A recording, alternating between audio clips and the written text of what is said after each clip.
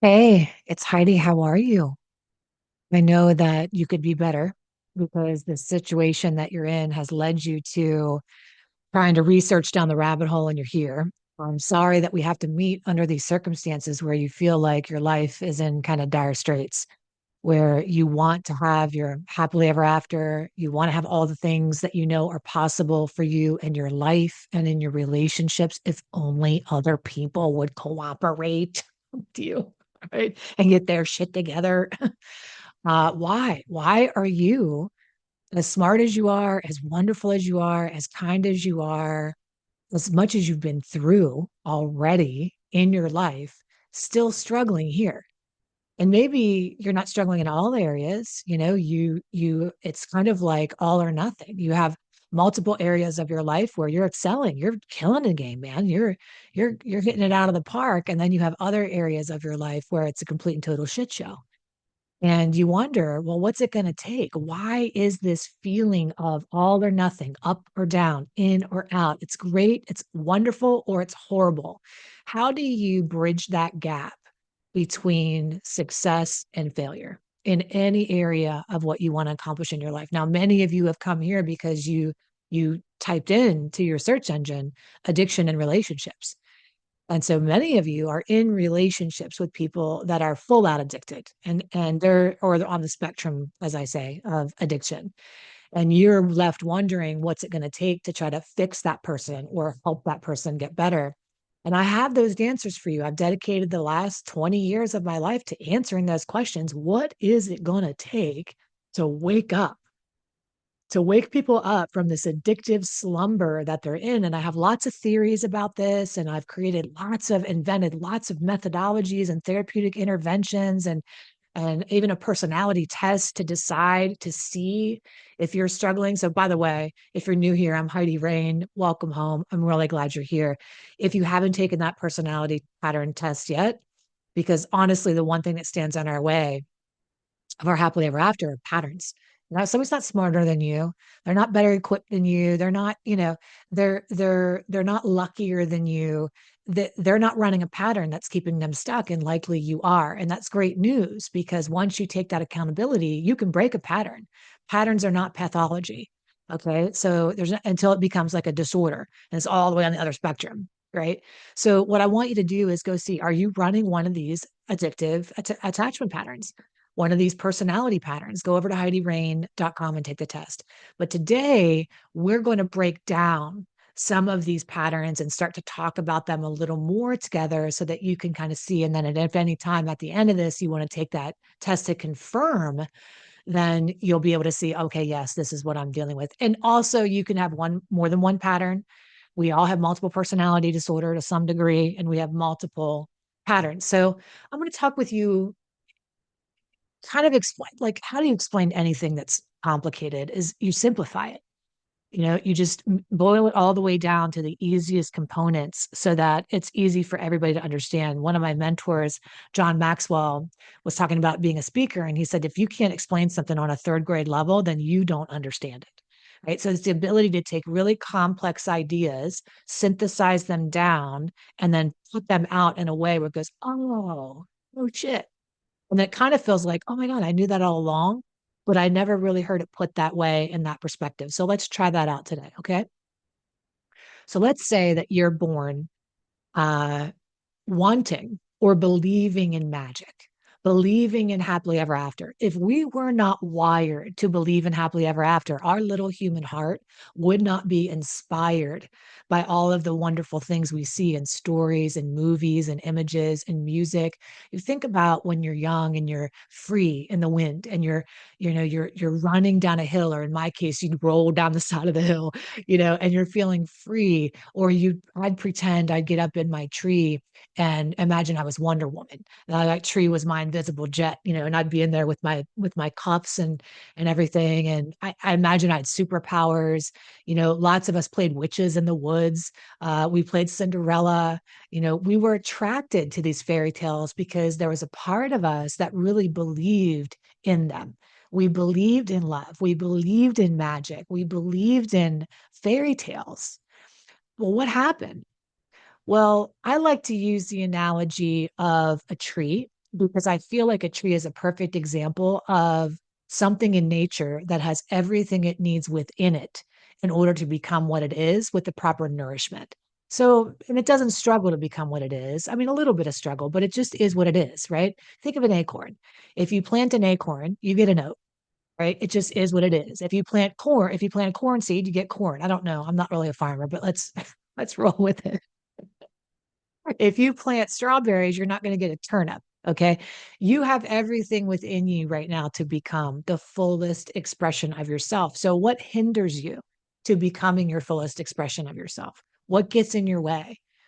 Well, not you don't have the proper nourishment. You don't have the proper tools. You don't, the rain doesn't come or the sunshine doesn't hit, right? The bare essentials, the necessities that are necessary. And if an acorn doesn't have what it needs to thrive and survive, it won't become what it needs. So there's an element of co-creation with God, right? Like all the potential is in the seed, but our environment is what enables and allows us to thrive and grow and become our fullest expression. And if that environment isn't right, well, we don't grow. We get stagnated. We get stifled. So we think about the acorn, if we're going to go with that analogy and think about the tree. It has these amazing roots, these deep, deep roots, but the roots are not going to produce the fruits if the roots are tied up with weeds. Okay. So stay with me. You're doing great. You're doing great. Some of us are beautiful acorns becoming these beautiful oak trees, and we are full of weeds. We've got relationships that are strangling us. We've got ideas in our heads that are hurting us still. We carry over from childhood, telling us we're not good enough or we can't do it. We've got people we're surrounded by who don't believe in us. We have negativity and naysayers, or it's us. It's our negative self talk. Weeds, I call them the deep six weeds that grow in our tree of our beautiful life. Their worthiness. We have worthiness issues. We don't believe we're worthy of the life we want. And so we sabotage it. We don't mean to, but we just do. We just end up, when things are really great, we somehow find a way to fuck it up. We don't want to. We can't help ourselves. It's like we're addicted to being the phoenix. Burn it down and rise up. Burn it down and rise up again. And we get addicted to that. That's a pattern. It's a pattern of all or nothing. Another pattern, another root is identity issues. We don't know who we are. We start out in life knowing an acorn is an oak, a strawberry is a strawberry, a willow tree is a willow tree, whatever kind of tree you are. But then we're born into these family dynamics and the weeds start growing where it says, well, I don't like who you are. Who you are isn't good enough. You're not allowed to be yourself. You need to put on a show. You need to pretend for me or perform for me or button it up for me or control yourself for me. And these are all the things you need to do. These are the 8 patterns of behavior. These are all the things you need to do in order to be lovable and to have what you want and to have me attached to you and to have me in your life and you in my life. It's like survival mode.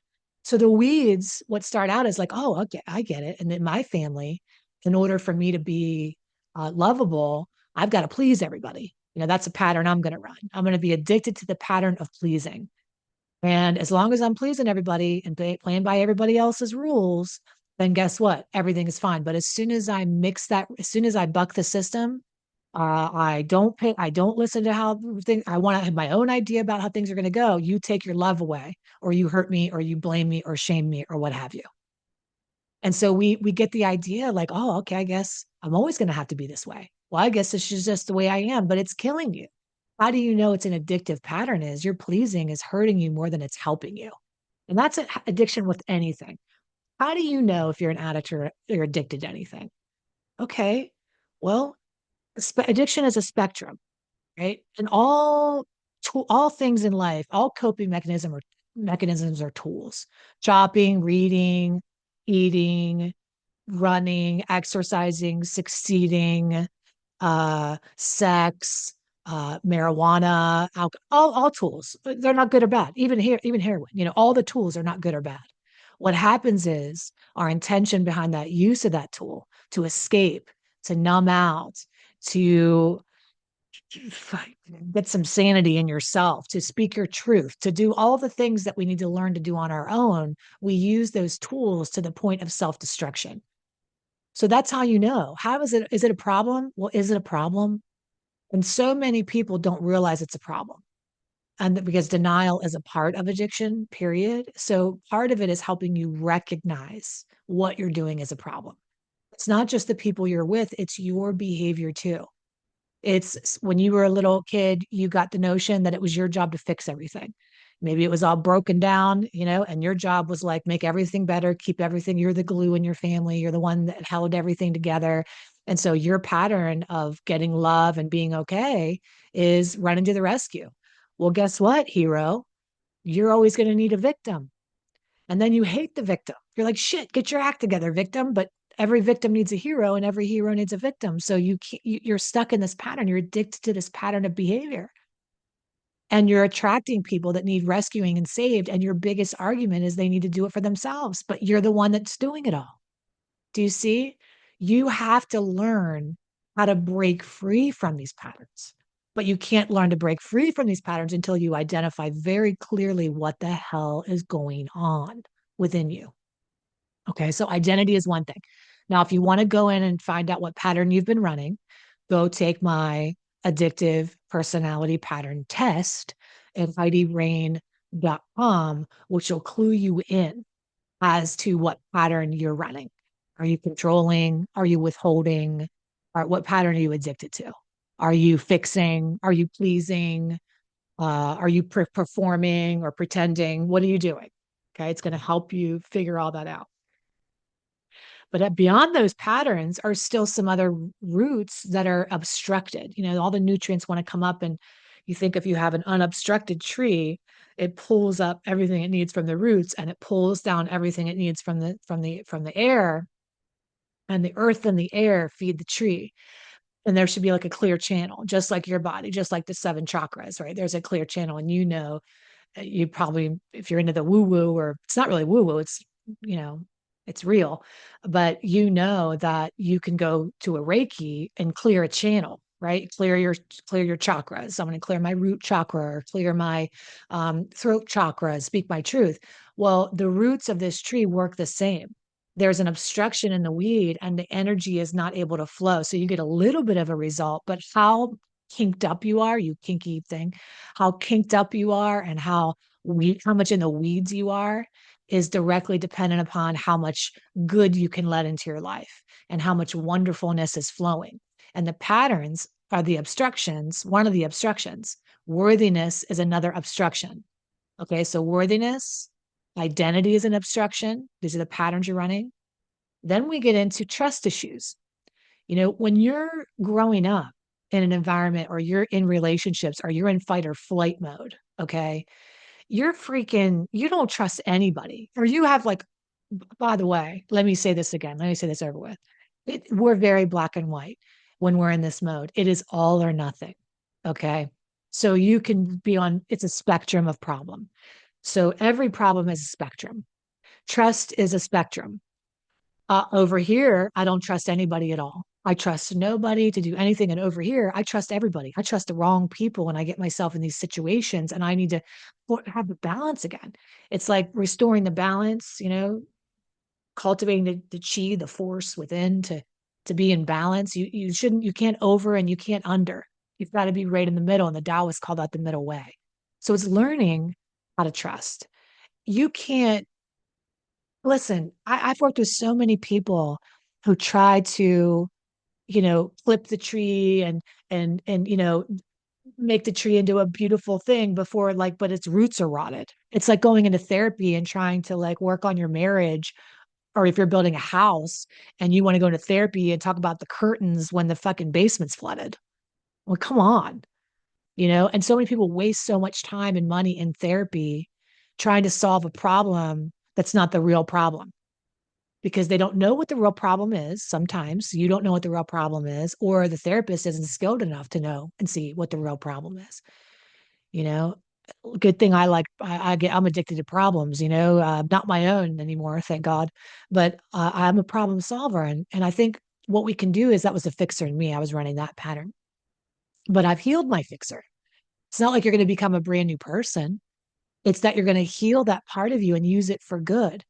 use it for the light. You're using your superpowers of being able to help people and see people and control things and do all the things you need to do, but it can be used for good or bad, for your own good or bad, for other people's own good or bad. It's like if I want to, you know, pretend everything is okay, there's an element of pretending is one of the addictive patterns. If I want to pretend everything is okay, that's not necessarily a bad thing. There's sometimes in crisis mode that we need to talk to ourselves and call up a state of being that is certain and can go on with the show no matter what's going on. That's a helpful way to use that pattern. But an unhelpful way to use that pattern is when your life is falling apart and everyone's going, "Are you okay?" And you're going, "I'm fine. I'm fine." That's a destructive way to use that superpower that you have. Okay. It's like magic. Magic can be used for good or for evil. And the magic is in you, it's within. Another, if we get worthiness, identity, trust issues. Okay. Now we got that's the three roots. Now the fourth root of suffering for these patterns, the roots of suffering in relationships. I guess we'll call this the roots of suffering in relationships and addictive patterns, is healing. You've been through a lot of things in your life. I've been through a lot of things in my life. We consider ourselves survivors. Amen. Hallelujah. Thank God. Okay. We made it through.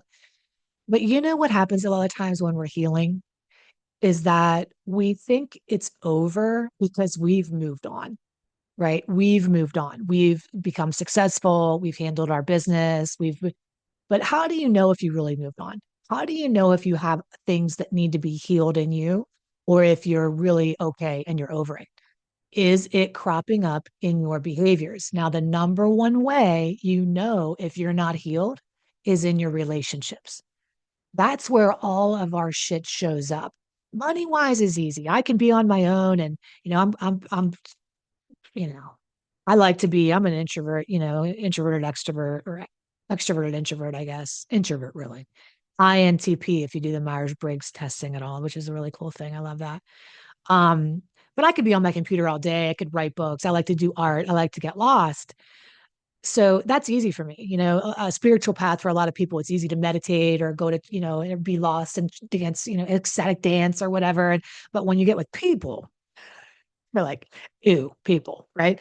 Or God, people are dumb, or man, you're an idiot, or people hurt you, people disappoint you. So relationships is where you gauge your level of healing from traumatic events in childhood or and again, it's not to, part of the process is like not to go back and drudge up old shit and feel terrible. It's to see where that old shit still shows up. How are you still attached or unhealed? And there's like four trauma bonds that we're still attached to. We can know if we're not healed. There are four trauma bonds of where we're unhealed. One is you keep up a pattern of neglect. You feel like, well, everybody has everything but me. Everybody else has what they need, but I'm always last on the list. You're running a neglect pattern. You're addicted to a pattern of neglect and you don't realize it. You're addicted to a pattern. I have unhealed abandonment. So now you're addicted to a pattern of abandonment. You're with somebody that things are great and all of a sudden they ghost you. They go away. What the hell is going on? Where'd they disappear to? Or you're with them and they abandon you as they're sitting right next to you. They abandon you with drugs or alcohol or phones or sex or shopping, or they're just not present. You have an abandonment wounding that needs healed that you're recreating. Rejection. If you have not healed an old rejection wounding, you'll keep finding that you'll be obsessed with who doesn't like you, not feeling a part of the crowd, always feeling like you're left out, always feeling like you're just, alone, even in a room full of people, like you don't belong, you don't fit in. We call that like an orphan spirit, right? And if that's not healed, then it's going to show up in your relationships. You're going to attract it. Or there is betrayal. If you haven't, these are the core four wounds that I see in my work in the courses and teachings that I do. The other one is betrayal. In your history, you have a betrayal wounding that keeps repeating. You keep trusting people and you keep getting blindsided. You keep getting shocked to all hell and back. People surprise you. We can all have a combination of these woundings that need healed. But usually there's predominant and you want to do one at a time. You know, what we do is we do that root work. It's called root work for a reason. It's a deep rooted attachment. Why would I be attached to neglect, Heidi? That's fucked up. Why would I be attached to abandonment? Why would I be attached to rejection? That's so fucked. Why are you saying that? It's not purposeful. The part of you that knows better wants joy and love and happiness, but the part of you that's attached subconsciously is the part that's your self sabotage button. It's not conscious. It's why you think you picked a good one. And all of a sudden you go, oh my God, this is like a fucking narcissist. It's because there's an unhealed root. Okay. So what are we at so far? What are the deep six roots of suffering? Worthiness so far, identity. You don't know who you are. You're who you need to be. Trust. You have severe trust issues. Healing. There's a healing of a trauma bonded situation that you keep attracting. Another way we have a clear channel and live our ultimate life and we're flowing is we follow our intuition. You know, the best days of your life are when you just go with the flow. You ever been in a flow state where it's just clicking, man? There is nothing like that, where like the sea parts, the clouds clear, and everything, the mud settles, and there's this clarity in you that is unfreaking believable. It feels like it's like when you're dancing and you totally let go and you can't tell if you're dancing or being danced. Following that divine intuition is like when I write, and I don't know if I'm writing or being written, you know? So it's like the Taoists call that Wu Wei, which is doing, not doing. It's a flow state of being right in that sweet spot of life where you're co-creating with God. You are hearing from God. If that God is outside of you and you hear auditory or inside of you, you get a knowing, a feeling, a sixth sense. Your body tells you, you know, all these different things. Life is so beautiful when we have a clear channel. That root is unobstructed. It is flowing all the nutrients and bearing all the fruit. Oh my God, it's unbelievable. But when there's a weed around it, we have to get rid of the weed. And the weed for your intuition is when you can't trust your own judgment. You have been probably a victim of some gaslighting along the way. You've been in these relationships where people have told you you don't see what you see, you didn't hear what you heard, it's not what you think it is. And you felt crazy a lot in your life. And your biggest question in life right now, if you have a weed around your intuition, is, am I making this up or is this real? And you could ask yourself that question a million times and you vacillate. And just when you think it's real, you think you're making it up again. And then anything at all, somebody's cheating on you, somebody's hurting you, you know, the intuition, like they're not right. There's something fucked up about this person. But then you keep getting sucked back in. That's an intuition weed.